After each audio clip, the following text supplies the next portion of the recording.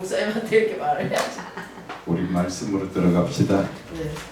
늦게까지 하셔야 되겠다. 영성적 성경의 은유적 계시에 오늘 말씀이 12페이지 봐야 되는데 14페이지 봐야 되는데 13페이지 조금 땡겨가 봅시다. 지난 시간에 잠깐 하다가 말했기 때문에 그게 하나님의 형상이에요. 창세기 1장 26절에서 27절 말씀입니다. 이것도 하다가 말한 게 있는데 이거 나중에 창세기 1장 26절에서 27절 말씀이죠. 이거 거기 이거 13 이거 안 받았어요? 모르겠는데 다 드렸습니다. 이거 두 분 받아요. 앞에 계시라고 같이 보세요. 그러니까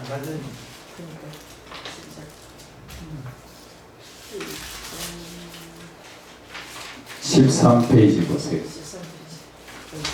네. 창세기 1장 26절 말씀 나와 있죠. 우리 성경에서 창세기 26절 27절 같이 한번 읽겠습니다. 하나님이 이르시되 우리의 형상을 따라 우리의 모양대로 우리가 사람을 만들고 그들로 바다의 물고기와 하늘의 새와 가축과 온 땅과 땅에 기는 모든 것을 다스리게 하자 하시고 하나님이 자기 형상 곧 하나님의 형상대로 사람을 창조하시되 남자와 여자를 창조하시고 여기에서 중요한 것은 하나님의 형상을 지금 우리가 좀 더 확실하게 짚고 넘어가야 됩니다. 우리가 방금도 여러 가지 많은 그 대화를 나누었습니다. 그 대화 속에서도 보면은 근본 우리가 누구를 닮았는가 놓쳐버릴 때가 참 많습니다. 나는 하나님을 닮았었는데 대화를 할 때 보면은 세상에 어두운 영들을 닮아가 있는 게 너무나 많습니다. 그래서 우리가 이 하나님의 형상이라는 자체가 참 중요한 겁니다. 성경 전체에서도 바라보면은 예수님께서 예수 그리스도를 본받아라, 예수의 마음을 닮아라, 뭐 이런 말씀 나오는 거예요. 그것이 바로 하나님의 형상을 이야기하는 거예요. 그것이 바로 예수를 믿는 사람이면 저와 여러분은 누구의 아들입니까? 하나님의 아들이에요. 그러면 하나님의 아들다운 삶을 살아야 되고 대화를 해도 하나님의 아들다운 대화를 해야 되는 것입니다. 그런데 우리가 그렇게 하지 못하는 것은 우리의 육신이 세상적인 사는 그 삶에 젖어 있기 때문에 나도 모르게 습관적으로 배어 있기 때문에 무심코 한마디씩 툭툭 던져지는 게 그것이 하나님의 형상을 닮은 자의 대화가 아니라 하나님의 형상을 떠난 죄악된 모습의 그 대화가 많다는 것입니다. 그래서 우리가 이 하나님의 형상 자체가 중요하다고 말씀을 드리는 것은 하나님이 이르시되 우리의 형상을 따라 우리의 모양대로 사람을 만들다 이렇게 말씀하셨는데 여기에서 우리가 하나님의 형상이 어떤 것인가 자체를 잘 구분해야 됩니다. 우리가 무심코 창세기를 읽을 때는 하나님의 형상대로 하니까 우리가 하나님을 닮았구나, 하나님의 모습대로 우리를 지었구나 그렇게만 생각을 합니다. 그 말이 틀린 것도 아니지요. 그러나 그보다 더 중요한 것은 무엇이 중요한가 하면은 하나님의 형상인 내면을 이야기하는 것이에요. 하나님의 내면, 보이지 않는 그 하나님의 내면이라는 것은 무엇을 말합니까? 바로 하나님의 신적 성품을 말씀하시는 것이지요. 하나님의 신적 성품이라는 것 자체는 우리가 하나님만 가지고 계시는 그러한 성품이 있지요. 그 고유의 하나님만 가지고 계시는 고유의 성품과 우리가 하나님께서 나눠주신 공유의 성품도 우리에게 있습니다. 그래서 14페이지에 보면은 하나님의 형상에 나오는 그 모습 자체에 하나님의 형상이란 하나님의 신적 성품을 의미하는 것이라. 그래서 하나님의 고유의 성품은 어떤 것에 있습니까? 그것은 사람과 거룩성 뭐 그렇죠. 그것이 그런데 그것은 고유의 성품이 아니고 그거는 공유의 성품이고 고유의 성품은 하나님의 영원하심, 그렇죠. 불변성 이렇게 그것은 하나님만 가지고 계시는 고유의 성품이시고 우리에게 나눠 주신 것이 사랑과 거룩성과 그렇죠. 그리고 성령의 9가지 열매 그 외에도 많습니다. 그 많은 그 성품을 저와 여러분들이 언제 받았습니까?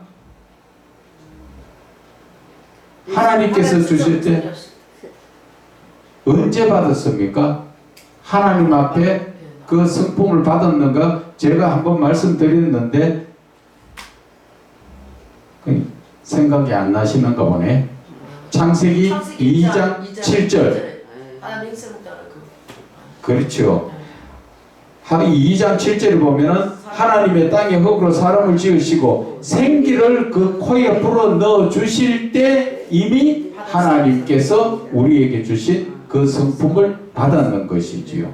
그래서 우리는 예수님의 그 말씀에처럼 오른뺨을 때리면 왼뺨을 돌려대고 또 겉옷을 달라 하면 속옷도 줄 수 있고 오리를 가자 하면 십리를 갈 수 있는 그것이 하나님의 성품인 것이지요. 그 성품을 잘 행동으로 옮긴 사람이 누구예요? 성경 가운데서 신약 성경에서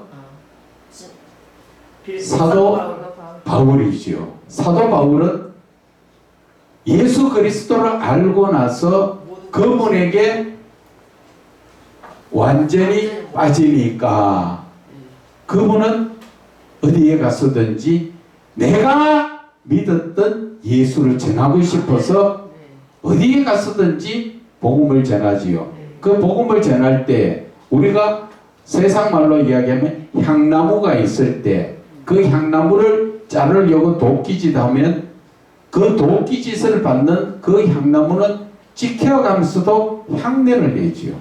그것처럼 우리가 예수를 믿는 사람이 사도 바울처럼 그렇게 많은 매를 맞고 죽을 입장에까지 되었지만 그는 왜 나를 때리느냐? 왜 나를 힘들게 하느냐? 그런 소리 안 하지요. 심지어는 돌로 맞아서 죽었다고 성 밖에다 끄다 내버려 놔놓으니까 거기서 정신 차려가지고 일어나서 들어가서 복음 전하는 사람. 내 육신이 중요한 게 아니라 오직 예수 그리스도를 전하고 싶다는 것이지요. 예수를 전한다는 것 자체가 자기가 이 세상에서 많은 신학적인 학문을 가지고 공부를 했지만 예수를 아는 것이 제일 고상하더라. 그것은 한마디로 이야기하면 하늘의 영적인 삶을 확실하게 안다는 것을 말씀하시는 것입니다. 그리고 우리가 히브리서 8장과 9장 그리고 또 베드로후서 3장에 나오는 말씀에 보면은 이 땅의 것은 모두가 모형적이고 그림자고 다 없어질 것이라는 것을 확실하게 그는 확신을 하기 때문에 이 육신에 대해서 거기에 어떠한 아깝네 아프네 이런 것을 육신적인 삶에 대해서는 노임받은 사람이잖아요. 그래서 부하게도 살 줄 알고 가난하게도 살 줄 알고 자족하는 배운 그 모든 것을 배우는 그 삶을 저는 여러분들에게 말씀드리는 것이 바로 목사가 그런 삶을 살아야 된다는 것을 말씀을 드립니다. 그런데 현실적으로는 안 그렇죠. 교회를 하려니까 세를 내야 되고 이것저것 세금 다 내야 되고 그래서 어떤 분들은 돈 벌러 가야 된다. 그 어떤 분들은 하니까 또 세금을 많이 내야 되니까 도저히 안 되겠다. 그래서 문 닫고 그런 식으로 하잖아요. 그러나 저도 그 과정을 다 겪었어요. 그 뭐 사실 여러분들도 지금 보다시피 하나님의 일반 성도 안 보내주세요. 뭐 전도를 안 한 게 아니라 그렇게 많이 전도를 하고 해도 하나님이 안 보내주시는 것은 어쩔 수가 없더라고. 그런데 지금까지 교회 문 안 닫고 해 나왔다는 것이죠. 돌아보면 다 하나님이 하셨어. 하나님 은혜. 왜 하나님이 하셨을까? 하나님은 여호와는 나의 목자시니까 그분이 책임져 주시는 거예요. 그분이 책임져 주시고 마태복음 6장 33절에도 그 나라 그리고 그렇죠.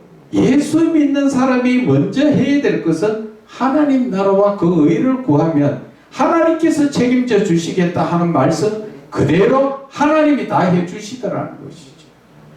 그것이 제가 요즘도 느끼고 있는 것이 예수를 믿는 사람이 하나님의 형상을 닮아가는구나. 그전에는 어땠습니까? 하나님의 형상이 어디에서부터 변질됐습니까? 죄로 범죄함으로써 그렇죠. 아담 하와의 범죄함으로써 하나님의 거룩성이 죄성으로 바뀌어버렸죠. 그리고 창세기 2장 25절에 아담과 그의 아내 두 사람이 벌거벗었으나 부끄러워하지 아니하였더라. 하나님의 사랑과 거룩성이 있을 때는 서로 벗고 있어도 부끄러운 것이 안 느껴졌는데 죄가 들어오니까 아담 하와가 어땠습니까? 부끄러워서 숨고 나무 잎으로 가렸지요. 그것을 우리는 예수 그리스도를 통하여 회복해야 되는 거예요. 그것이 바로 하나님의 형상 회복인데 갈라디아서 4장 19절에 나옵니다. 찾아서 한번 읽어보실래요? 갈라디아서 4장 19절.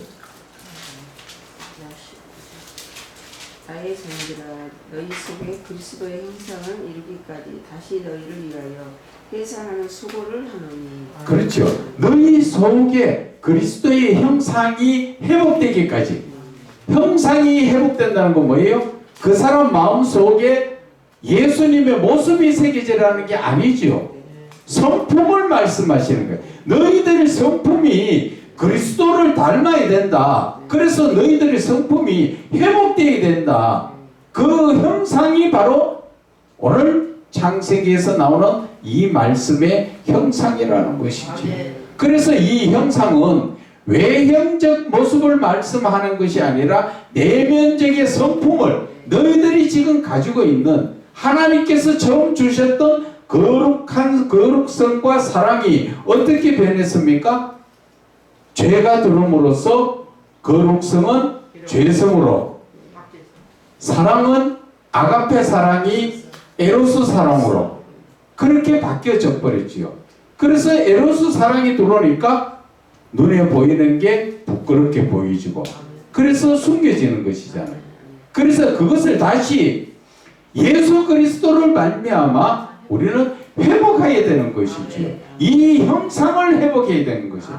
그런데 저와 여러분들이 오늘 이 말씀의 형상을 이야기하는 것은 형상 속에서 우리는 회복해야 된다고 말은 하면서 예수를 믿으면서 바로 믿어야 된다고 말을 하면서 그래도 대화를 해보면은 하나님의 형상적인 대화가 아니라 무슨 대화입니까? 세상적 사단의 대화가 많이 나오고 있어요. 대부분 그렇게 나와도 거기에 대해서 별 의심 없이 그냥 대화를 하고 있다는 것입니다. 그래서 누구나 너나 나나 할 것 없이 다 하나님의 형상으로 회복되어야 되는 것이 이것이 바로 하나님께서 우리에게 주신 첫 모습의 하나님의 형상이요. 그것을 우리는 닮은 자로서 다시 한번 회복되는 것이 요한계시록 21장 7절에 이기는 자는 하나님의 아들이 되리라. 그것이 창조의 목적의 결과라는 것이죠. 그래서 우리가 하나님 안에서 내가 성품이 바뀌어야 되는 것이지요. 그것이 바로 믿는 자의 모습이 그렇게 되어야 되는 거예요. 예수를 믿어도 말하는 것 자체가 아직까지도 거칠고 세상적인 그 자체의 모습이 있는 것은 하나님의 형상을 회복하지 못하고 있지요. 사도 바울이 조금 전에 읽었는 말씀처럼 너희 속에 그리스도의 형상이 회복되기까지 그분이 어떻게 한다 그럽니까? 다시 해산하는 수고를 하겠다는 것이지. 얼마나 힘들게 다시 한번 너희들의 그 자체가 바뀌어질 때까지 내가 수고를 하겠다는 것이지. 그런데 우리는 그것이 바뀌어지지가 않고 있다는 것입니다. 그래서 우리가 대화를 해보면 말 한마디 한마디에서 저분의 믿음이 보이지요. 어느 정도의 하나님의 형상을 회복하고 있는가. 그것이 바로 우리가 이 창조의 목적이라는 것을 깨달아야 하는 것입니다. 그냥 창세기에서 하나님의 형상대로 창조해가 끝나는 것이 아니라 하나님께서 사람을 창조하셔가지고 하나님의 형상대로 창조하셔가지고 이 땅에 두신 것은 죄를 통하여서 다시 한번 나를 만들어가는 것이지요. 그래서 누가복음 15장에 나오는 그 말씀처럼 그 아들이 아버지 안에만 있을 때는 악을 모르고 선만 알고 있다가 그가 세상에 나가서 허랑방탕한 삶 속에서 살다 보니까 이제 세상의 죄를 알았다는 것이죠. 그것이 바로 하나님의 창조 경륜의 과정이에요. 저와 여러분을 왜 이 땅에 두셨는가? 이 땅에서 잘 먹고 잘 살아라 그것이 아니라 여기에서 우리가 창세기 3장의 말씀을 보면은 너희들이 선과 악을 아는 나무의 열매를 먹으면 하나님같이 눈이 밝아져가 선과 악을 알게 될 것을 하나님이 알고 계신다. 그렇게 말씀하시지요. 그 말씀이 5절에 3장 5절에 나오지요. 너희가 그것을 먹는 날에는 너희 눈이 밝아져 하나님과 같이 되어 선악을 알 줄 하나님이 아신다 그랬잖아요. 하나님이 아신다. 하나님이 아시고 고의적으로 하나님이 그렇게 하도록 두셨지요. 그래서 둘째 아들이 집 나가려 할 때 아버지가 나가면은 덜어먹고 고생하는 거 모르고 내보냈습니까? 너는 가서 해봐라. 그것이 바로 우리가 이 땅에서의 선악과를 따먹고 나서 쫓겨나는 그 삶과 똑같은 겁니다. 그래서 거기에서 둘째 아들은 뭐 했습니까? 이것저것 다 해봐도 밥을 먹고 살 수가 없었지요. 그래서 돼지 먹는 쥐염 열매라도 먹으려고 그 친구한테 찾아갔다가 그것도 못 먹으니까 하나님을 생각해, 아버지를 생각하잖아요. 우리에게도 마찬가지지요. 저와 여러분이 예수 잘 믿고 목회자로 잘 해나가면은 모든 것이 형통하게 되어야 되잖아. 그런데 하나님은 그렇지 못하지요. 어려운 사람, 힘든 사람, 광야 40년을 겪게 하는 사람, 그 이유가 어디 있느냐는 거죠. 그걸 통하여서 하나님에 대해서 확실하게 더 알고 그 확실하게 아는 그 과정에 무엇을 알아야 됩니까? 하나님의 사랑을 알아야 되는 것이죠. 그래서 그 둘째 아들이 배가 고파 얼마나 헤매고 있었으면 그래도 죽지 않으려고 어디에 갑니까? 아버지 찾아가잖아요. 그래서 아버지 앞에 찾아가서 그때 아버지 앞에 갔는 둘째 아들이 더 이상 죄를 범할까요? 안 범할까요? 다시는 안 범하겠죠. 하나님은 그것을 원하신다는 것이죠. 그런데 그 과정을 겪지 않았는 큰아들은 어떻습니까? 아버지 앞에 대적하지요. 네. 왜 나에게는 주시지 않냐고. 염소 새끼 한 마리도 친구하고 같이 잡아먹으라고 주시지 않느냐고 대적하잖아요. 그것이 바로 하나님 사랑 안에만 있으니까 악을 모르니까. 둘째 아들이 만약에 지금 들어와서 살 동안에 아버지 앞에 두 번째, 아버지 왜 또 염소 새끼 한 마리 안 줍니까? 하고 형처럼 극할 수 있을까요? 안 줘도 더 이상 말 못하지요. 안 줘도 아무것도 안 줘도 바로 그것이 바로 하나님의 창조의 목적이라는 거예요. 참 저는 이 말, 창조의 이 하나님의 형상에 대해서도 많이 연구를 하고 성령이 이끌어주면 받았었는데, 하나님께서 이 누가복음 15장에 잃어버린 아들 통해 가지고 이 창조에 대해서 이 말씀을 연관시켜 주실 때 저는 까무러칠 뻔했어요. 야, 이렇게 설명 잘 해가 예외가 예화로서 이렇게 확실하게 해주신 이 말씀이 여기에 있었구나. 그거 찾는 것은 진짜 보화를 찾는 것보다도 더 기쁜 마음이에요. 그래서 우리가 하나님께서 뭘 원하시는가, 하나님의 의도를 알게 되는 것이에요. 그래서 우리는 이 하나님의 형상대로의 지음받은 사람이 그러면 앞으로 우리가 어떻게 살아야 되는가 하는 자체를 잘 살펴야 됩니다. 그래야 이 성경이 하나하나 제대로 끼워 맞춰지고 열려지는 거예요. 그냥 대충 해서 진도만 나가버리면 이거는 제대로 이해를 할 수가 없게 되는 것입니다.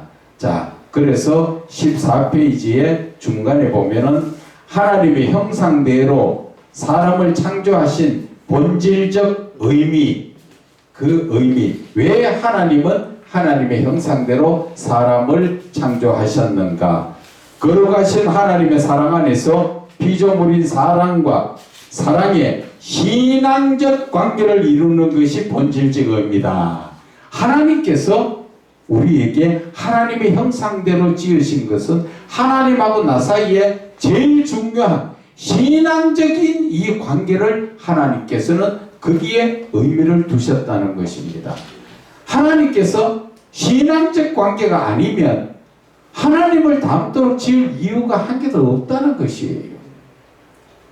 뭐 다른 짐승들처럼 개나 소나 돼지같이 지어놔 놓고 사람이라 할 수도 있지만, 하나님은 사람을 하나님의 형상대로 외모도 하나님 닮고 성품도 하나님께 닮은 것은 너와 나 사이에는 믿음의 관계, 신앙적 관계, 그럼으로써 신앙적 관계 안에서 우리가 누리는 혜택이 뭡니까? 아버지라고 부르고 아들로서의 삶을 살 수 있는 그런 은혜의 크신 하나님의 은혜가 우리에게 주신 것이다. 그래서 우리에게 하나님과 사람 안에서는 피조물인 사람과 사랑의 신앙적 관계를 이루는 것이 본질적 의무이며, 이것을 하나님께서는 숨겨놓으신 영적 계시, 다른 말로 말하면 은유적 계시라고 말씀을 하시는 것입니다.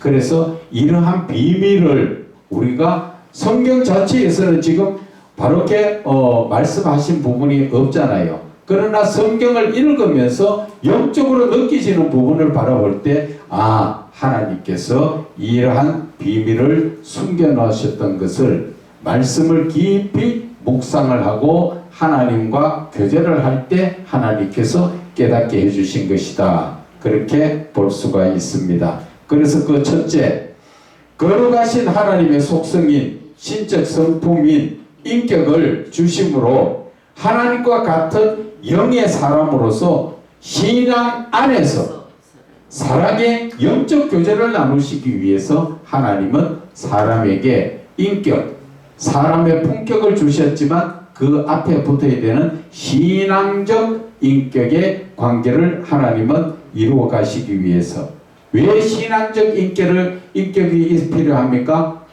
그것은 그렇죠. 바로 영적 교제. 하나님과 영적 교제를 하자는 것이지요. 그런데 우리는 예수를 믿으면서 하나님은 살아계신다 하시면서도 하나님과 교제를 하지 못하고 있지요. 그것은 왜 하지 못했을까요? 내 속에 아직까지 세상적인 것이 그것을 정리하지 못해서 밖에서 교제하자고 하나님은 두드리시는데, 예수님은 두드리시는데 내가 문을 열지 못하고 있는 거죠. 그래서 우리는 빨리 하나님 앞에서 모든 죄의 문제를 회개하고 내려놔야 된다. 그래서 첫째, 한 번 더 읽겠습니다. 거룩하신 하나님의 속성인 신적 성품인 인격을 주심으로 하나님과 같은 영의 사람, 영적인 사람으로서 신앙 안에서 사랑의 영적 교제를 나누기를 원하신다. 이것이 우리가 죄가 들어오기 전에 이 모습을 어디에서 볼 수 있습니까? 창세기 2장 19절에 보면은 뭐라 합니까?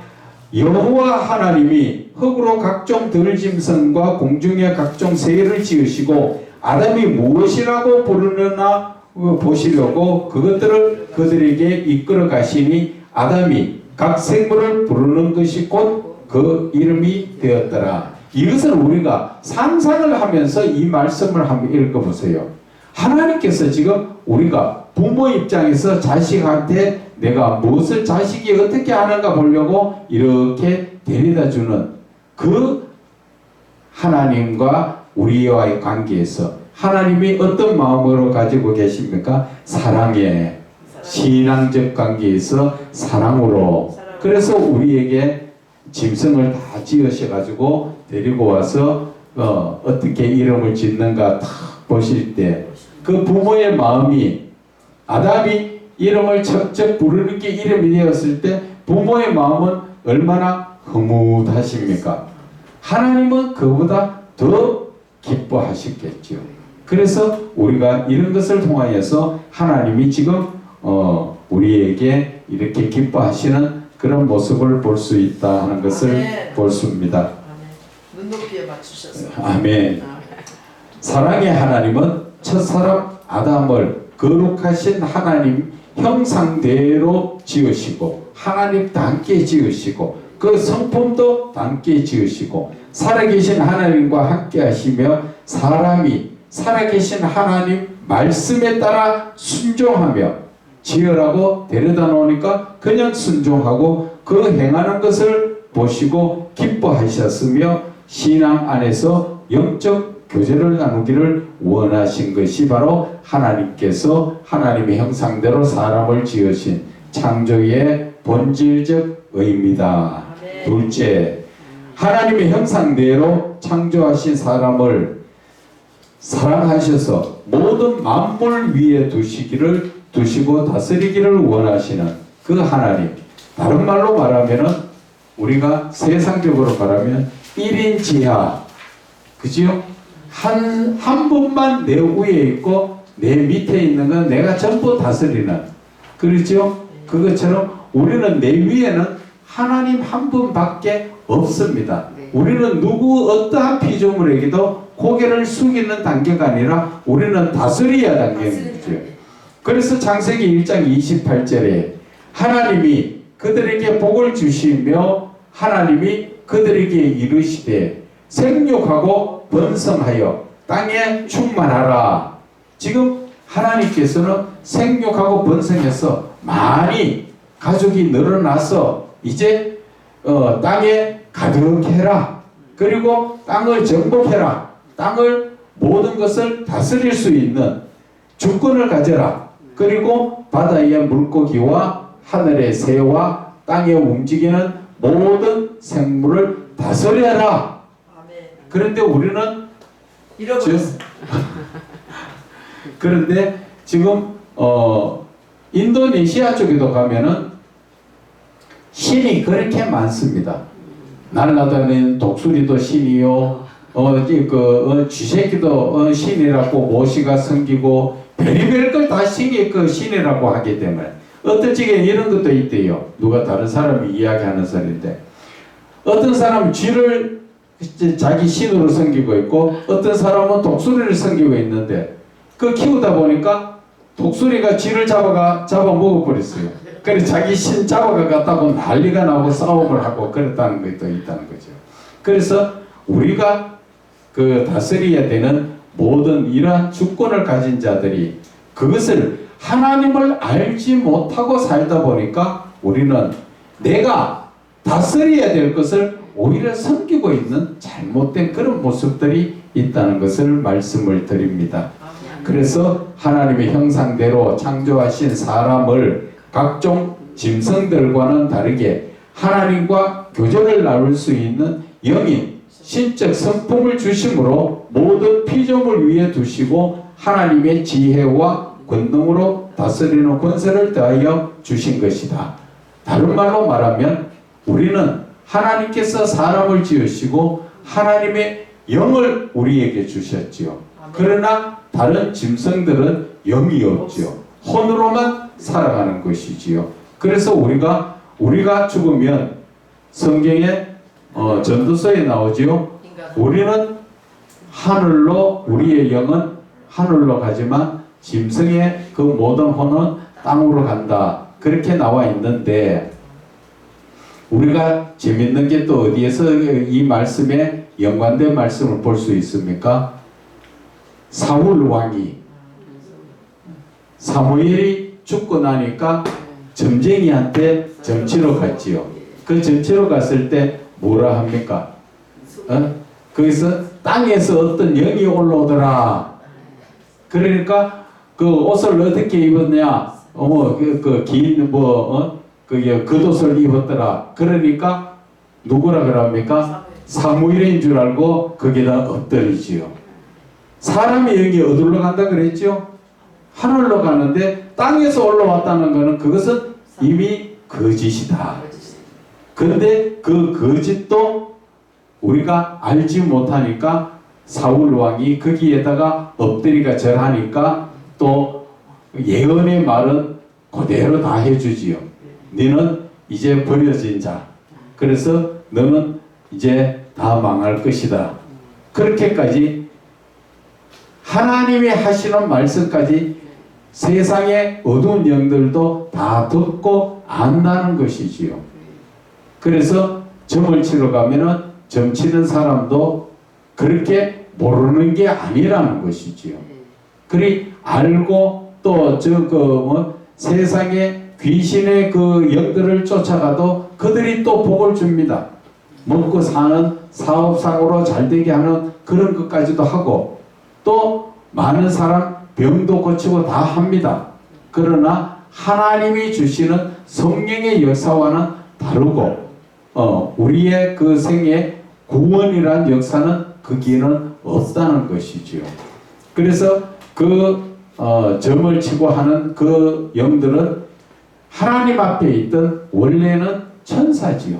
천사가 하나님 앞에 대적해서 큰아들이 아버지 앞에 대적하듯이 대적하다가 쫓겨났죠. 쫓겨남으로써 그것이 바로 이 세상의 귀신들이다. 사단이고 마귀다. 사단의 마귀의 종들, 그 밑에 부하들이 바로 잡귀신들이다. 그렇게 정리가 되는 게 성경 안에 있는 것입니다. 자, 그래서 하나님께서는 우리는 영적인 존재라는 것을 깨달아야 되고 다른 짐승과는 비교할 수도 없죠. 그래서 하나님은 하나님의 형상대로 지으신 그런 영적인 존재다. 셋째, 하나님의 형상대로 창조하신 사람을 통하여 찬송으로 영광 받기를 원하셨다. 그것은 이사야 43장 7절에도 내 이름으로 불려지는 모든 자 곧 내가 내 영광을 위하여 창조한 자를 오게 하라. 그를 내가 지었고 그를 내가 만들었다. 그리고 21절에 이 백성은 내가 나를 위하여 지었나니 나를 찬송하게 하려 합니다. 이 말씀도 우리가 자세히 잘 봐야 되는데 하나님이 사람을 지으셨을 때 왜 지었는가? 누구를 위하여 지었어요? 그렇죠. 우리는 하나님을 위해서 쓰임받는 종으로 지음받은 거예요. 내가 내 마음대로 잘 살고 내 아쉬움은 하나님 찾는 그런 존재가 아니라는 것이지요. 그런데 우리는 내가 늘 하나님을 부리려고 하고 있지요. 그래서 내 아쉬우면 하나님 찾고 아니면 하나님의 말씀에 순종하지 않고, 그것이 바로 우리가 주인과 객이 바뀌었다. 주객이 전도되었다. 그런 말을 하지요. 그래서 우리는 하나님을 위해서 찬송을 올려드리는 그 목적 하에서 지음을 받았는데, 찬송을 부를 때 어떻게 불러야 될까요? 하나님 앞에 찬송을 부를 때는 하나님께서 나를 지으신 것에 대해서 감사하는 마음으로 하나님 앞에 찬송을 드려야 되고, 인간이 하나님 앞에 드릴 수 있는 진짜가 찬송이라는 거죠. 왜? 하나님 앞에 많은 분들은 제물을 갖다가 드리고 하지만 하나님이 제물 받으십니까? 하나님이 제물이 없어서 가져오라 하십니까? 그것이 아니라 정말 하나님이 기뻐 받으시는 것은 내 마음에서 우러나는 바로 찬송이라는 것입니다. 그래서 찬송은 나를 위하여 부르는 게 아니라 하나님께 올려드리는 영광의 찬송이 되어야 하고, 그 찬송을 부를 때는 항상 하나님 앞에 감사하는 마음으로, 내가 드릴 것은 이것밖에 없네요. 내 이 감사하는 마음, 내 이 마음을 하나님 앞에 드리는 것이, 표현하는 것이 바로 인간 피조물이 하나님 앞에 드리고 하나님이 받을 수 있는 것은 바로 이 찬송이라는 것을 아셔야 하는 것입니다. 그리고 하나님의 형상대로 사람을 창조하신 목적에 대해서 보면은, 하나님의 형상을 닮은 사람을 신앙 안에서 하나님 백성으로 삼으시고, 믿음 안에서 내가 하나님을 믿을 때 하나님은 나를 백성으로 삼지요. 그 택하신 백성 위에 유일하신 하나님이 되시고, 신앙 안에서 사랑으로 다스리시며, 창조하신 사람으로부터 신앙 안에서 신령한 찬양으로 영광 받기를 원하시는 것이다. 내가 예수를 믿지 않으면 하나님 앞에 신령한 찬송을 올려드릴 수가 없죠. 그러면은 내가 예수를 믿음으로 말미암아 찬양을 올려드릴 수가 있고, 내가 하나님 안에서 자녀라고 인정받기도 하고, 내가 믿음으로 말미암아 하나님은 나를 종으로 삼으시고 나를 자녀로, 아들로, 그래서 하나님은 그 창조의 목적의 결과가 하나님과 영원히 함께 사는 돌아온 탕자의 삶이 아버지와 온전한 신앙적 관계로 살듯이 우리의 삶이 그렇다는 것을 꼭 아셔야 하는 것입니다. 여러분들이 나중에 설교를 한번 멋지게 한번 하실 수 있는 것은 바로 누가복음 15장 11절에 이 탕자의 모습, 이것을 여러분들이 잘 묵상을 해서 한번 설교를 해보세요. 이 창조의 목적의 결과를 연관시켜 가지고 설교를 하면은 진짜 세상에 둘도 없던 그런 찬송이 설교가 될 거예요. 지금 어느 분들도 지금 봐도 그 누가복음 15장의 말씀 가지고 창조의 그 경륜 자체가 그렇다는 것을 이야기하는 그런 목사가 아직 한 번도 저는 아직 보지 못했습니다. 그래서 그러한 것으로 한번 여러분들이 온전하게 하나님의 영광을 위하여 그런 설교를 한번 해주시면, 성경 전체를 요약해서 한마디로 창조의 목적과 하나님의 경륜이 거기에서 딱 나오지요. 정말 멋진 설교가 될 것 같아요. 자, 그래서 결론은 하나님의 형상대로 창조받은 사람이 신앙 안에서 하나님의 크신 사랑의 은혜를 깨닫고 하나님을 향하여 마음을 다하여 사랑하며 신령한 찬송으로 영광 받으시기를 원하는 것이 하나님께서 사람을 하나님의 형상대로 창조하신 목적이라고 볼 수가 있는 것입니다. 자, 여기에서 우리가 하나님의 형상이요 신적 성품인 하나님의 속성에 대해서 우리가 잠깐 아까도 말씀드렸지만 짚고 넘어가야 될 것을 봅니다. 하나님만 가지고 계시는 고유의 성품은 전지전능하신 분, 편지성, 어디든지 계시는 분, 영원성, 유일성, 불변성, 온전성, 무한성. 사람은 한계가 있지만 하나님은 한계가 없는 그런 하나님. 그런데 하나님께서 우리에게 사람에게 주신 공유의 성품, 하나님도 가지고 계시고 사람도 가지고 있는 그 성품이 바로 거룩성, 의로움, 사랑, 성령의 9가지 열매 등 많은 것이지요. 그래서 성경에는 보면은 하나님께서 레위기 19장 2절에 거룩하라. 내가 거룩하니 너희도 거룩하라. 그리고 로마서 3장 26절에 의로우라. 요한일서 4장 7절에 사랑하라. 신명기 18장 13절에 완전하라. 그리고 성경의 열매 갈라디아서 5장 22절에서 23절의 말씀, 그것을 볼 수가 있습니다. 그래서 창세기 1장 28절 하나님이 그들에게 복을 주시며 하나님이 그들에게 이르시되 생육하고 번성하여 땅에 충만하라. 땅을 정복하라. 바다의 물고기와 하늘의 새와 땅에 움직이는 모든 생물을 다스리라. 하나님께서 사람에게 첫 명령하신 의도가 첫째는 복을 주시는데 영적인 복으로 하나님의 신앙적 관계 및 교제의 복을 주셨다. 하나님과 사람과의 관계에서 두 번째 영적인 복은 하나님의 아들의 권세적인 복을 주셨다. 그래서 그 요한복음 1장 12절에도 보면은 예수 그리스도의 그를 영접하고 그 이름을 믿는 자에게 자녀의 권세를 주셨다.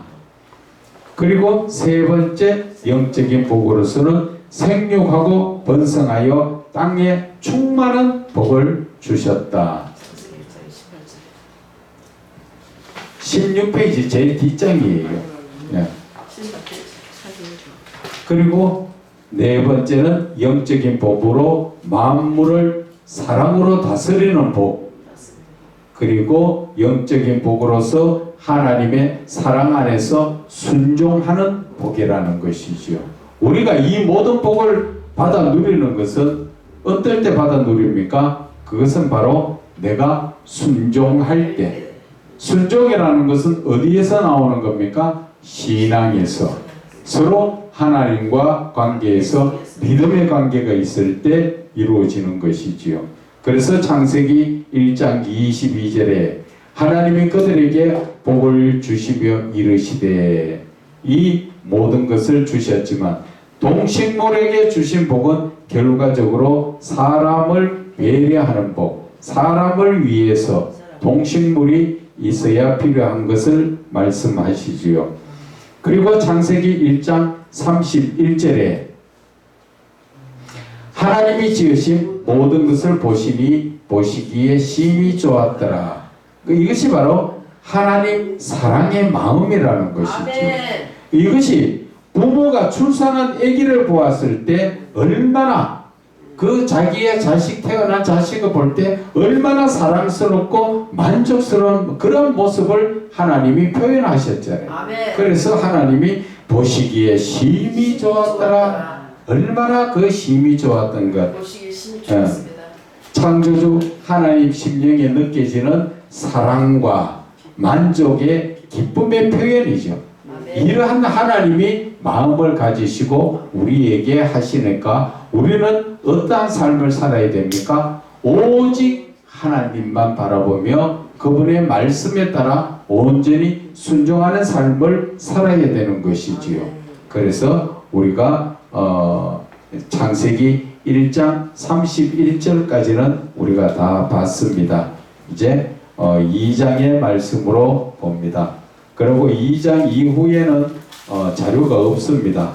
자료가 없어서 성경책 가지고 그냥 그대로 우리가 보고 은혜 나누기를 원합니다.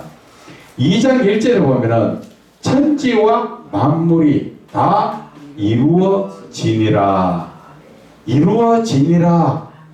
지금 이루어졌다가 아니고 이루어지니라. 현재 진행형이지요. 계속적으로 이루어지고 있다. 그 말씀이지요. 그런데 그냥 가만히 있는데 이루어집니까? 이것은 바로 하나님의 예정과 하나님의 경륜 안에서 하나님의 신앙적 명령에 따라서 모든 만물이 다 순종하고 있다. 그 말씀이지요. 그래서 나무가 겨울이면 잎이 떨어지고 또 봄 되면 새로 나고 이것이 하나님의 예정하신 그 경륜 속에서 이루어지는 것이에요. 그래서 모든 것이 다 이루어지니라. 하나님께서 말씀하신 그대로 우주 만물이 지구가 돌고 그리고 해가 떴다 졌다가 아니라 지구가 도니까 해가 떴다 졌다 이런 것이 다 이루어지도록 하나님의 명령하에서 주권하에서 이루어진 것이다. 그렇게 볼 수가 있는 것입니다. 그래서 2장 2절에 하나님이 그가 하시던 일을 일곱째 날에 마치시니 그가 하시던 모든 일을 그치고 일곱째 날에 안식하니라 하시니라. 일곱째 날에 안식하는 것은 우리가 일주일 내에 일하는 것이 좋은 게 아니지요. 하루는 쉬어야 된다.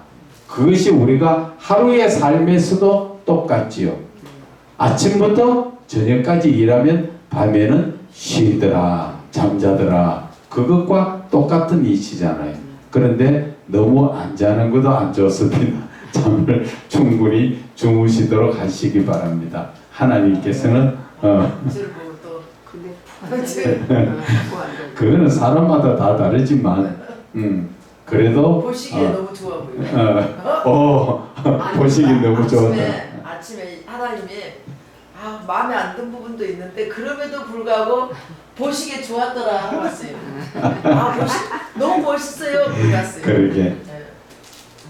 그래서 2장 3절에 하나님이 그 일곱째 날을 복되게 하사 거룩하게 하셨으니 이는 하나님이 그 창조하시며 만드시던 모든 일을 마치시고 그날에 안식하셨습니다. 그래서 우리는 이 일곱째 날 안식하는 날 우리가 예배를 드리는 것이지요. 그날은 하나님의 날로 그래서 될 수 있으면 주일날은 하나님과 온전히 쉬면서 하나님 말씀 안에서 예배를 드려야 된다. 그것을 말씀을 드리고 예배가 나온 김에 예배의 말씀을 한 가지 더 드리면 우리가 영적 예배 요한복음 4장 23절에도 보면은 신령과 진정으로 예배 드리는 것을 하나님이 찾으신다 그랬죠. 내가 하나님 찾으려면 간절히 찾고 찾을 때 만나지지만 내가 온전한 예배의 삶을 살면 하나님이 나를 찾으시지요. 그래서 우리가 예배에 대해서 어떻게 드려야 예배가 온전한 예배인가? 그것은 로마서 12장 1절의 말씀처럼 하나님이 기뻐하시는 거룩한 산제물로 내 자신을 드리는 게 영적 예배다.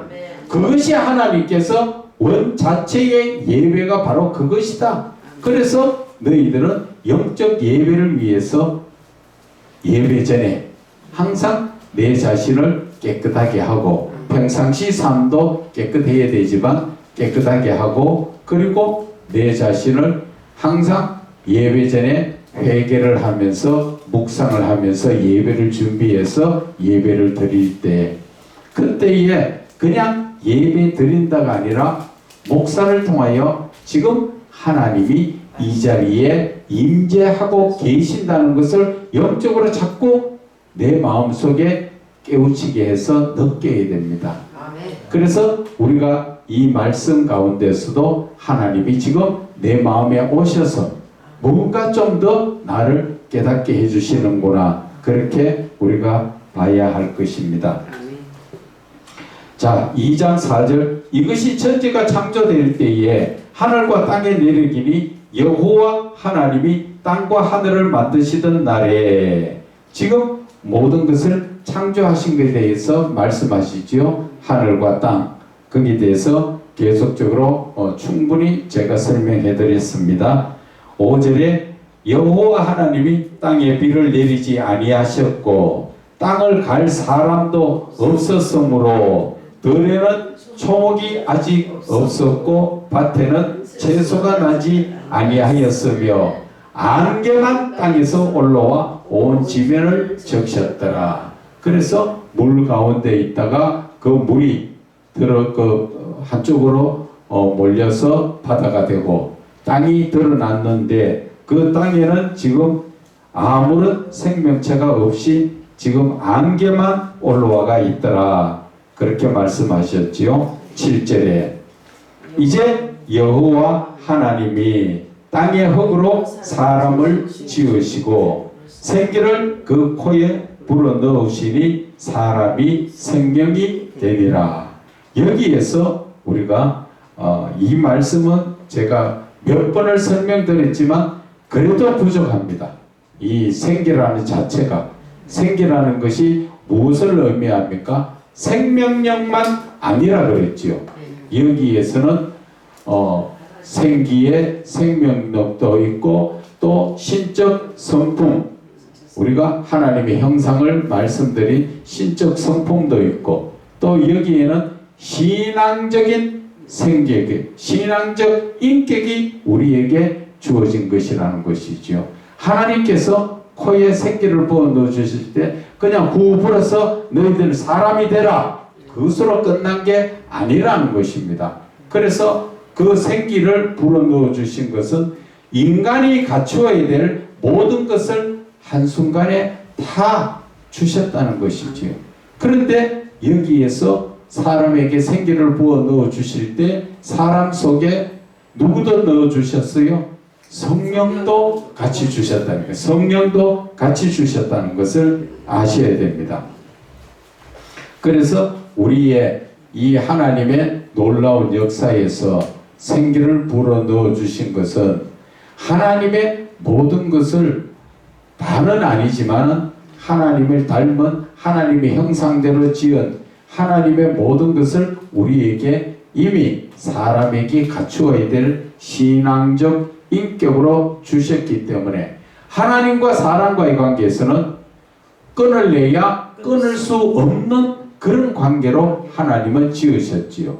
그래서 결과적으로 말하면 하나님의 아들로서의 살 수 있는 그 모든 것들을 지어주셨고 그리고 우리는 하나님 안에서 신앙으로 살아야 되는 것을 우리에게 이미 우리가 선택해서 하나님 믿니 안 믿니 그게 아니라는 것이죠.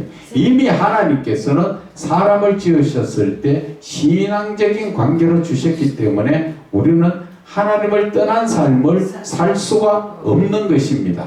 하나님을 알지 못하는 사람들도 마찬가지지요.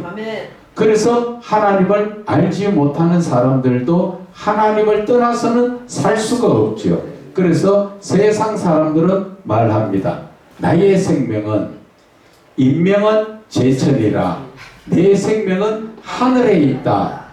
하늘에 누가 있다고요? 하나님이 내 생명을 주거장하시기 때문에 그때는 가작하면 가야 되고 꼬랑꼬랑 해도 있으라 하면 이 땅이 있어야 되지요. 그래서 내 생명은 어찌 보면은 내 것인 것 같지만 내 것이 아니라 하나님께서 주권을 쥐고 있고 다만 우리에게 인격적으로 모든 것을 우리에게 주셨기 때문에 그래서 그 인격을 유지하기 위해서는 무슨 관계에서 있어야 됩니까? 신앙적 관계 안에서 내 인격을 가지고 이 땅에서 온전한 믿음으로 살아야 된다 하는 것을 말씀을 드립니다. 그래서 이 생기에 대해서 또 나중에 또 한 번 더 설명할 때 있을 때 설명을 드리겠습니다. 자, 여기에서 7절에 8절에 여호와 하나님이 동방에 에덴의 동산을 창설하시고 그 지으신 사람을 거기에 두시니라. 자, 우리가 이걸 잘 봐야 됩니다.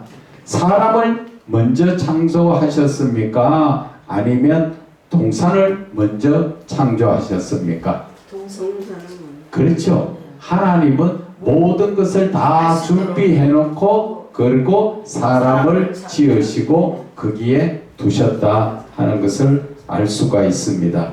그래서 우리가 그 9절에도 보면은 여호와 하나님이 그 땅에서 보기에 아름답고 먹기에 좋은 나무가 나게 하시니 동산 가운데 있는 생명나무와 선악을 알게 하는 나무도 있더라. 이제 에덴 동산을 창설하셨는데 지금 하나님께서 지금 거기에 제일 중요한 나무들이 두 가지를 이야기했지요. 생명나무. 생명나무는 영원한 생명을 주는 영생을 얻는 나무지요. 그리고 선악은 선과 악을 알게 하는 나무인 것입니다.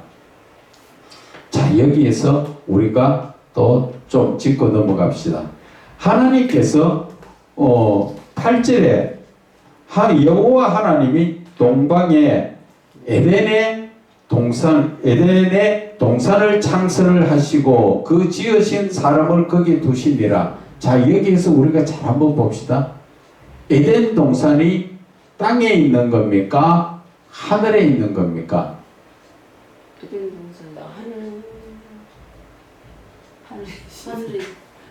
원 자체가 하늘에 있는 것인데 땅에다가 창설하셨다. 지금 임시 내려와 가지고 있는 그런 현상이에요. 이것이 어디에서 보면 알 수 있습니까? 요한계시록에 보면은 이 말씀이 하늘에 보면은 하늘에 거기에 에덴 동산과 같이 낙원이 있고 거기에 지금 이 말씀하신 생명나무가 거기에 있더라.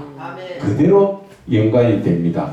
그래 하나님께서는 하나님의 경륜, 하나님께서 이끌어 가시는 그 경륜을 통해서 하나님은 잠시 에덴 동산을 땅에다가 창설하셨다가 죄를 짓게 하시고 하나님이 죄를 짓게 하셨어요. 고의적으로 하나님은 죄를 짓게 해서 거기에서 쫓아내시고 이 땅에서는 에덴 동산이 사라지고 없지요. 그게 어디에서 나옵니까? 요한계시록에 보면은 에덴 동산이 거기에 낙원으로 나옵니다. 그래서 그 하나님의 그 낙원에 있던 동산이 잠시 하나님과 함께 이 땅에 잠시 있다가 다시 사람은 땅에 쫓겨나가고 그리고 에덴 동산은 하늘로 다시 올려진 것이 아닌가. 정확하게는 안 나와 있지만은 그렇게 우리가 합리적으로 추론을 해볼 수가 있는 것입니다. 즉 보선님. 예. 그래서 이 계시록에서는 에덴 동산 이제 우리가 이 땅에는 없다 그랬잖아요. 네. 근데 성경에 하나님 나라는 여기 저기 여기가 아니라 네 내 마음속에 누가 보면 나오죠. 그래서 우리가 하나님의 형상을 회복하면 이제 요한계시록에 그랬잖아요. 바빌론 성이 무너졌더라. 무너지면 우리 안에 더러운 거 이런 거 악한 것들이 세상 것들이 무너지며 새 하늘과 새 땅이 에덴 동산이잖아요. 천국이잖아요. 예. 그래서 이 땅에서도 내가 그 하나님의 에덴 동산이 회복이 되면 그 하나님 형상이 회복되면은 내 마음속에 또 에덴 동산이 이게 있다고 회복이 된다. 그거하고 똑같죠. 똑같죠. 그것이 바로 하나님께서 영적으로 그 천국이 하나님 나라가 여기 있다 저기 있다가 아니라 너희 마음속에 있다고 누가복음에 말씀하신 것처럼 내 마음이 하나님의 형상이 회복되는 것이 바로 하나님과 동행하는 삶이요 내가 바로 천국에 있는 삶이에요. 그런데 그것을 자꾸 이상하게 말을 갖다가 엉뚱하게 갖다 붙이면 안 된다는 얘기지요. 그래서 내 마음속에 하나님의 나라는 내가 하나님의 형상을 회복하는 것, 이것이 우리는 제일 중요하다는 것이지요. 그래서 창세기에 우리가 그 하나님의 형상을 죄로 인해서 변질된 것을 예수 그리스도로 말미암아 죄의 문제가 해결되니까, 그리고 우리는 해결되니까 깨끗함을 받아서 내 마음에 하나님 나라가 이루어지는 것이고, 내 마음에 하나님 나라가 이루어지는 것이 바로 내 마음의 천국이잖아요. 그것이 에덴 동산이잖아요. 그런데 육신적으로 죽고 우리가 다시 하나님 나라에 갔을 때 현실적으로 그 확실하게 그것을 보고 느끼고 사는 것이지요. 그게. 그래서 요한계시록 22장 2절에 보면 나오지요. 길 가운데 흐르더라 강 좌우에 생명나무가 있어 12가지 열매를 맺되 달마다 그 열매를 맺고 그 나무 잎사귀들은 만국을 치료하기 위하여 있더라. 지금 여기에서 바로 이것이 생명나무가 어디에 있던 거? 에덴 동산에 있던 생명나무가 거기에 있죠. 그래서 우리가 이 하나님의 나라를 그 에덴 동산이 이 땅에서 하나님이 임재하셨을 때 임하였었던 것이 다시 회복이 돼서 그게 나오지 않았느냐 그렇게 볼 수가 있습니다. 그래서 우리가 9절에 창세기 2장 9절에 여호와 하나님이 그 땅에서 보기에 아름답고 먹기에 좋은 나무가 나게 하시니 동산 가운데에 있는 생명나무와 선악을 알게 하는 나무도 있더라. 강이 에덴에서 흘러나와 동산을 적시고 거기서부터 갈라져 네 근원이 되었으니, 이 말씀도 계시록에 나오지요. 계시록에 강이 나옵니다. 그리고 강이 첫째 이름은 비손이라 금이 있는 하월랏 온 땅을 둘렀으며 그 땅의 금은 순금이요 그곳에는 베델리온과 호마노가 있으며 둘째 강의 이름은 기온이라 구수 온 땅을 둘렀고 셋째 강의 이름은 히데겔이라 아수르 동쪽으로 흘렀으며 넷째 강은 유브라데더라. 여호와 하나님이 그 사람을 이끌어 에덴 동산에 두어 그것을 경작하며 지키게 하시고 여호와 하나님이 그 사람에게 명하여 이르시되 동산 각종 나무의 열매는 네가 임의대로 먹되 네 마음대로 따먹되 선악을 알게 하는 나무의 열매는 먹지 말라. 네가 먹는 날에는 반드시 죽으리라 하시니라. 이렇게 분명하게 먹으면 죽으리라고 말씀하셨는데 뱀은 그 하와가 뭐라 합니까? 그것을 죽을까 너희가 결코 3절에 나오지요. 너희가 죽을까 하노라 하셨다. 그러니 죽을까가 아니라 죽는다는 확신을 주셨지요. 그런데도 그것을 우리가 그래서 말씀을 알아도 똑바로 알아야 되지, 알면 잘못 알면은 죽을까 하노로 바뀌십니다. 그래서 18절 여호와 하나님이 이르시되 사람이 혼자 사는 것이 좋지 아니하니 내가 그를 위하여 돕는 배필을 지으리라. 여자는 남자를 돕는 배필이죠. 이 당시에는 지금으로서는 그 서로 인격적으로 어떠니 저떠니 말을 하지만 하나님의 입장에서는 여자는 남자를 돕는 배필로. 왜? 여자가 죄를 먼저 짓게 되잖아요. 그래서 여자는 세상적으로 유혹을 많이 받는 그러한 상황이에요. 그래서 여자들이 앞서지 말라 그런 말씀도 하시잖아요. 그래서 19절에 여호와 하나님의 흙으로 각종 들짐승과 공중의 각종 새를 지으시고 아담이 무엇이라 부르나 보시려고 그것들을 그에게로 이끌어 가시니 아담이 각 생물을 부르는 것이 곧 그 이름이 되었더라. 이름을 지을 때는 지혜가 있어야 되죠. 지혜가 있어야 되죠. 하나님 주셨나요? 어디서 받았나요? 하나님 주셨죠. 언제 주셨을까? 하나님 인간을 지을 때 생기를 그렇죠. 바로 생기를 불어넣어 주실 때 이미 하나님께서는 모든 사람이 갖추어야 될 일일이 다 우리가 거론하지 못하지만 그것을 하나님이 다 주셨기 때문에 그리고 하나님께서 지금 뭐라 말씀하십니까? 아담이 무엇이라 부르나 보시려고 그것들을 그에게로 이끌어 가셨다. 그 말씀이 무슨 뜻이에요? 아담하고 하나님하고 동행하는 삶이죠. 어떻게 동행하는 삶이 돼요? 하나님이 거룩하게 주셨기 때문에. 그래서 거룩하니까 하나님과 동행하지요. 그래서 요한복음 15장에도 말씀했죠. 너희가 내 안에 거하는 것도 내가 그만큼 거룩해져야 하나님 안에 들어가는 것이죠. 그 거룩하다는 자체가 무엇을 의미합니까? 세상 죄악된 삶을 살지 말라는 것이지요. 하나님의 말씀을 붙들고 사는 것을 거룩한 것이 거룩한 자들이지요. 그래서 하나님 앞에 하나님께서 아담이 그 이름을 어떻게 짓는가 싶어서 갔다가 데리고 가니까 그것들을 부르는 게 다 이름이 되었더라. 참 지혜가 대단하죠, 그죠? 처음 보는 거 말도 제대로 안 나오는 그 사람 입에서 척척 부르는 게 이름이 다 되어버렸으니까.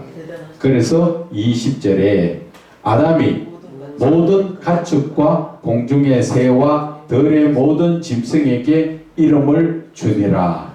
아담이 돕는 배필이 없으므로 여호와 하나님이 아담을 깊이 잠들게 하시니 잠들매 그가 그 갈빗대 하나를 취하고 살로 대신 채우시고 지금 갈빗대를 뺐는데 살로 그 갈빗대 자리를 하나님께서 채우셨다 그랬죠. 수면내시경이 여기서 수면내시경이 바로 거기서 나온 거 맞아요. 그래. 잠을 깊이 들게 하시고 하나님 내시경이 아니라 수면으로 완전히 지금 마취식이고 지금 수술하시는 거죠. 그래서 여호와 하나님이 아담에게서 취하신 갈빗대로 여자를 만드시고 그를 아담에게로 이끌어 오시니 결국 하와는 뭐로 만들었죠? 네, 아담 갈빗대요. 갈빗대로 만들었죠. 그 뼈 중에 뼈다 그래서 갈빗대인데 그 갈빗대는 어디서 나왔습니까? 흙에서 나왔지요. 맨 똑같은 흙으로 지은 거나 똑같다 그 말입니다. 그냥 말로 뼈를 빼서 지었다 그러니까 뭐 재질이 달리는 게 아니라 재질은 근본 재질은 똑같다는 것이지요. 그 뼈도 썩으면 흙으로 돌아가잖아요. 그래서 아담이 이르되 내 뼈 중에 뼈요 살 중에 살이라 이것을 남자에게 취하였으니까 여자라 부르리라. 참 지혜가 대단하죠. 그죠? 어떻게 남자라서 얘 부르는 것을 여자라고 불렀을까? 그것이 바로 하나님이 지혜를 주시면 솔로몬처럼 세상에 둘도 없는 그런 지혜를 가지게 되는 것이에요. 그래서 우리가 예수를 믿는 자에게 하나님께서 말씀하셨지요. 부족하고 나약하고 그럴 때 꾸짖지 않는 하나님 앞에 구하라. 그 지혜를 구하면 하나님께서 주시리라 말씀하시잖아. 그리고 우리가 세상적인 지혜로 살지 말고 하나님 주신 지혜로 살아야 된다 하는 것을 말씀하시는 것입니다. 그래서 남자가 부모를 떠나 그의 아내와 합하여 둘이 한 몸을 이룰지다. 그러면 둘이가 결혼하면 여자가 시집 오는 거예요, 남자 장가 가는 거예요? 남자가 그 방금 말씀했잖아. 남자가 부모를 떠나 그의 아내와 합하지 남자가 장가를 가는 거지. 가는 거죠. 우리가 또 여자가 남자가 장가를 가는 거다. 하니까. 그렇게 웃으려고 한번 말씀드렸습니다. 그런데 25절에 아담과 그의 아내 두 사람이 벌거벗어서나 부끄러워하지 않더라. 죄가 없었기 때문에. 그렇죠. 그런데 여기에서 우리가 한 가지 바라봅시다. 여러분들이 만약에 빨간 선글라스를 끼고 남을 바라보면 무슨 색깔로 보입니까? 빨간색으로. 빨간색으로 보이지요. 그렇죠? 그러면 내가 깨끗한 안경을 끼고 바라보면 좀 깨끗하게 보이지요. 그런데 내가 어떤 사람을 바라볼 때 추하고 더럽게 보이면 그는 내가 지금 깨끗하지 못. 내가 깨끗하지 못한. 그렇죠. 내 안에 이미 깨끗하지 못했어. 추하고 더러운 게 내한테 들어왔다 그 말이에요. 내가 추하고 더럽기 때문에 남을 볼 때도 그렇게 보는 거죠. 우리가 쉽게 이야기해서 서울역 앞에 가면 노숙자들 많잖아요. 그런 사람들 보면 더럽다 냄새 난다 그거 하고 가지만 하나님의 입장에서 보면 더럽고 냄새 날까요? 아니요. 예수님은 사랑으로 보기 때문에 렌즈를 바꿔야지. 눈의 렌즈. 아니 마음을 깨끗하게 보는. 그러니까 눈의 그래. 렌즈. 예수님의 그 사랑의 마음으로 바라보면은 그 사람이 문제될 게 없는데 내 죄악된 모습으로 바라보니까 그 사람이 문제가 있어 보인다는 것이죠. 그래서 저와 여러분이 남을 볼 때 저 사람 아이고 저래서 안 돼 할 때는 이미 내가 먼저 그것이 지금 웃을 얘기가 아니고요. 영적으로 되게 중요합니다. 그것이 바로 내 모습이라는 것을 깨닫지 못하고 우리는 자꾸 남의 눈에 티만 보듯이 그렇게 된다는 거예요. 내 속에부터 먼저 선을 쌓으면 선이 나오고 악을 쌓으면 악이 나온다고 성경에 나와 있잖아요. 그래 내가 지금 남을 바라볼 때 악하게 보면 악한 게 이미 내 속에 들어있다는 것이죠. 그래서 우리는 내 속을 잘 살펴야 되는 부분이 바로 그런 거라는 거죠. 예. 우리 앞집에 세 사는 애가 저는 이제 아침 일찍이라든지 밤 12시 되면 일을 가야 되니까 저녁 7시 되면 자야 된다는 거야. 그래서 교회 간판 불이 켜지면 불을 좀 꺼달라고. 여기는 여기까지 하겠습니다.